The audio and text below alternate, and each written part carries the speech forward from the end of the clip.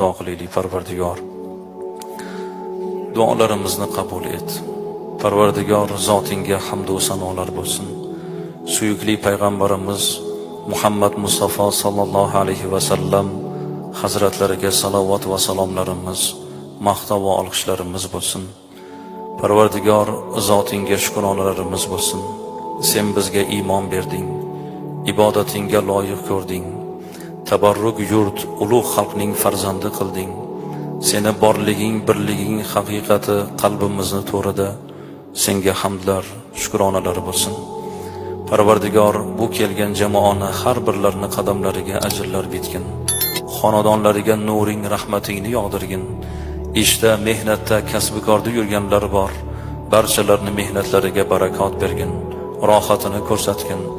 Farzand tarbiya qilmoqdalar bu jamoani barchasi, o'g'il qiz nabiralar tarbiya